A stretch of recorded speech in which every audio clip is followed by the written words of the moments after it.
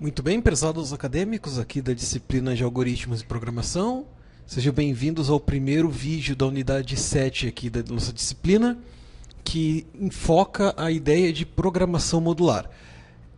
Essa penúltima unidade da nossa disciplina, a gente trabalha três conceitos. A gente trabalha dois referentes à programação modular, que é a ideia de funções e procedimentos, e a gente já começa a trabalhar com um novo paradigma de programação, que é a ideia do paradigma orientado a objetos.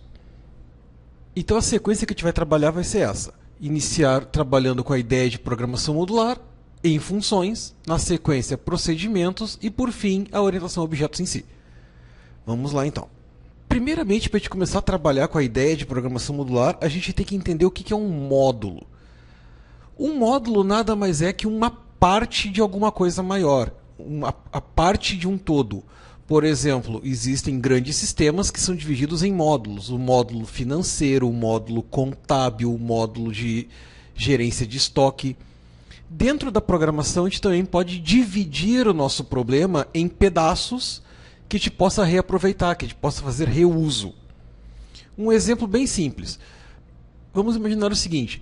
A gente tem um cálculo complexo para resolver, uma fórmula complexa, e a gente usa essa fórmula em 8 lugares do sistema, em 8 lugares do nosso programa. O que vai acontecer se na hora dos testes a gente identificar que a fórmula que foi feita errada? Provavelmente a sua resposta deve ser: é só alterar a fórmula. Isso, nos 8 locais onde ela foi implementada. E se porventura faltou, a gente esqueceu de atualizar em uma delas? A gente gera o que nós vamos chamar de erro. Agora, a ideia da programação modular vai ser o quê? É pegar, por exemplo, essa fórmula, colocar em algum lugar e em vez de programar 8 vezes essa fórmula, eu chamo a mesma 8 vezes. Dessa forma, se eu tiver que fazer alguma manutenção, na hora que eu arrumar nesse local, os 8 pontos sofrem atualização sozinhos. Então, esse é o conceito de programação modular. É eu pegar alguns trechos de código, extrair do código principal e colocar num lugar que eu possa fazer reaproveitamento. E reaproveitamento de código, ou reuso de código, é uma das coisas mais importantes que a gente tem daqui para frente. Que é a ideia de, se eu tive que fazer 2 vezes o mesmo cara no mesmo código, é porque não está legal. Então, para a gente começar, a gente vai trabalhar com o conceito de funções dentro da programação modular. O que é uma função? É basicamente um trecho de código que vai ser executado à parte e que necessariamente vai me devolver ao final alguma coisa. Por exemplo, eu vou fazer uma função que some 2 valores. Na hora que eu executar essa função, eu tenho que enviar para ela 2 valores e eu sei e espero uma resposta que é a soma destes valores. Ou, eu quero fazer uma função que valide um CPF. A minha entrada, eu tenho que enviar para ela um CPF e vai me voltar, por exemplo, um verdadeiro ou falso, dizendo se aquele CPF é válido ou não. Essa é a ideia. Então, nesse nosso primeiro momento, a gente vai criar uma função que recebe 2 notas de um aluno e retorna verdadeiro ou falso, retorna um tipo lógico para saber se ele está aprovado ou reprovado. Se retornou verdadeiro, ele está aprovado. Se retornou falso, ele está reprovado. Essa vai ser a nossa função. Então, como é que eu implemento uma função? Primeiramente, a gente vai ter um local específico para trabalhar com elas. A gente vai programar as nossas funções acima do comando var. Então, a gente tem lá algoritmo, que é o que inicia o nosso programa. A gente tinha o comando var para colocar nossas variáveis, início e fim algoritmo. Antes das nossas variáveis, a gente vai poder criar nossos blocos de funções. Por exemplo, então, uma função avalia aluno. E essa minha função avalia aluno, ela vai precisar de uma nota 1 e uma nota 2, que são reais. E essa função vai devolver no final um tipo lógico. Fim, função. O que eu estou fazendo aqui? Estou criando um bloco de código chamado avalia aluno. É como se fosse um comando. Eu estou criando um comando avalia aluno que, para funcionar, vai precisar receber 2 caras. Vai receber 2 valores reais que a gente chamou de nota 1 e nota 2. Aqui, neste momento, essas variáveis ali de dentro tem um outro nome. Aqui elas vão ser chamadas de argumentos ou parâmetros. Em algumas linguagens eles fazem distinção de o que é um argumento e o que é um parâmetro, e em outras é tudo parâmetro. Não vai estar errado para a gente chamar tudo de parâmetro aqui. Então eu tenho aqui de parâmetros nota 1 e nota 2 que são reais, ou argumentos, e o tipo lógico que está ali é o retorno. Avalia aluno vai retornar alguém do tipo lógico. E o que eu preciso fazer? Eu preciso fazer a leitura da nota 1 e nota 2 aqui? Não. Eu vou receber essa nota 1 e nota 2 de algum lugar que eu não sei de onde. E aqui eu tenho que partir da ideia, eu tenho que jogar aqui como se elas já existissem, como se elas já possuíssem valor. Então vamos direto. Eu vou criar uma variável local aqui dentro, chamada, por exemplo, média, que vai ser do tipo real.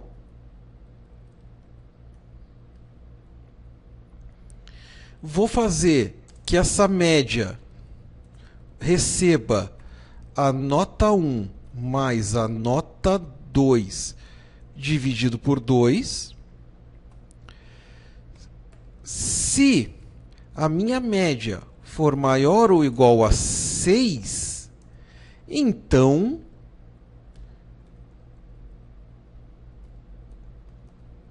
eu vou dar um comando de retorno que ele retorne verdadeiro. Se falhou, se média não foi maior que 6, eu quero que ele retorne falso. Fim C. Rodar o algoritmo aqui, ele não deve fazer nada. Por que ele não fez nada? Por que não me retornou aqui verdadeiro ou falso? Simples. Criar uma função é como se eu estivesse criando uma ferramenta. Se eu não usar, não adianta de nada. Então, aqui eu só tenho um cara que vai receber 2 valores reais e vai devolver um tipo lógico, onde se o retorno for verdadeiro, o cara está aprovado, se for falso, ele está reprovado. Só isso. Então agora a gente vai para o nosso programa normal. A gente vai criar agora um programa que vai usar essa função. E o meu programa vai ter as variáveis nota 1, nota 2, que vão ser do tipo real. E uma coisa importante, essas variáveis que estão aqui, nota 1 e nota 2, mesmo tendo o mesmo nome dos parâmetros nota 1 e nota 2, não são o mesmo cara. Elas podem ter nomes iguais ou podem ter nomes diferentes. Elas não têm ligação uma com a outra.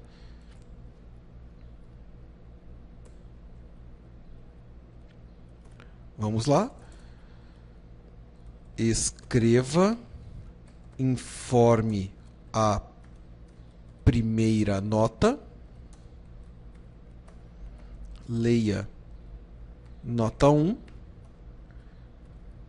Copiar para ganhar tempo. Informe a segunda nota. Leia a nota 2. E agora olha só. Se avalia aluno de nota 1 e nota 2, se isso for igual a verdadeiro, então escreva L aprovado. Se não, escreva L reprovado. Fim C. Vamos primeiro ver se funciona. Rodar o algoritmo. Foi pedido para informar a primeira nota. Vamos supor que a primeira nota tenha sido 5. A segunda nota vai ser 4. 5 com 4, a média é 4,5, o aluno estaria reprovado. Olha só, reprovado. Se eu rodar de novo só para descargo de consciência, com, por exemplo, as notas 10 e 8, com média 9, o aluno está aprovado. Então, está funcionando isso daqui. Agora, vamos tentar entender um pouquinho mais qual é a mágica, o que acontece por trás aqui, então. Quando a gente executa o comando avalia aluno, nota 1, nota 2, ou quando a gente invoca essa função, ou quando a gente chama essa função, o que está em nota 1 e nota 2 é enviada para os parâmetros nota 1 e nota 2 lá em cima da assinatura da função. É muito importante te ressaltar que o que importa aqui é a ordem dos valores. O meu primeiro valor aqui de baixo vai ser enviado para o primeiro valor lá de cima. Não é o nome que interfere, é a ordem. Se eu tivesse posto aqui embaixo nota 2, nota 1, o que está no nota 2 iria lá para a função no lugar de nota 1. É pela sequência. Então a ordem importa e o tipo de dado importa também. Se aqui em cima eu tiver dito que são inteiros e aqui embaixo eu enviar reais, vai ter um problema. Então com isso a gente tem a nossa primeira função. Agora só para a gente garantir, tem um itemzinho aqui que a gente gosta de mostrar, que é uma questão de boa prática. Isso que a gente fez aqui, a gente viu que funciona. Eu tenho uma função que retorna um tipo lógico e eu comparo. A única questão que ficou um pouco feio aqui é que esse teste igual verdadeiro ficou redundante. Como assim? Isso aqui está muito equivalente a um subir para cima, descer para baixo, entrar para dentro. Porque se avalia aluno já é um cara que retorna verdadeiro ou falso, eu não precisaria comparar se um cara que já é verdadeiro ou falso, se ele vale verdadeiro ou se ele vale falso. Porque um teste lógico, como a gente já vem vendo desde a unidade 2, testes lógicos retornam valores lógicos, que são verdadeiro ou falso. E essa função, nesse exemplo, já retorna um valor lógico. Então por que eu vou fazer um teste que retorna um valor lógico para alguém que já é um valor lógico? Aqui a solução que a gente poderia fazer seria simplesmente isso aqui. Se avalia aluno, nota 1, nota 2. Se essa função retornar verdadeiro, o avalia aluno vai ser verdadeiro. Se a função retornou falso, isso aqui já vai ser falso. Eu não preciso fazer a comparação. Vamos ver se eu não estou mentindo. Rodar o algoritmo. Por exemplo, 4 e 5, reprovado. Continua funcionando. Por que deu? Porque 4 e 5 lá na função retornou falso, então esse teste foi falso. E ele sendo falso, executa o senão. Então o que a gente está querendo dizer? Que se eu quero saber se um determinado cara que é do tipo lógico é verdadeiro, basta escrever o nome dele. Ah, e se eu quiser saber se ele for falso? Se eu quiser saber se um teste lógico retornou falso, é só colocar o operador não na frente. Porque olha só, nesse exemplo aqui, se o avalia aluno retornar verdadeiro, o não passaria ele para falso. Se ele retornou falso, o não passaria ele para verdadeiro. Então a regrinha que te quer mostrar é, para descobrir se um valor lógico é verdadeiro, basta pôr o nome dele. Se eu quero saber se um valor lógico é falso, basta colocar não e o nome dele. Ok, deixa eu devolver aqui para o formato anterior, porque estava certo. Agora aquela pergunta que está martelando na cabeça da gente agora deve ser, tá, mas por que eu tive que fazer isso? Por que eu não coloquei direto aqui embaixo se média é maior ou igual a 6? Mais uma vez, reaproveitamento e manutenção de código.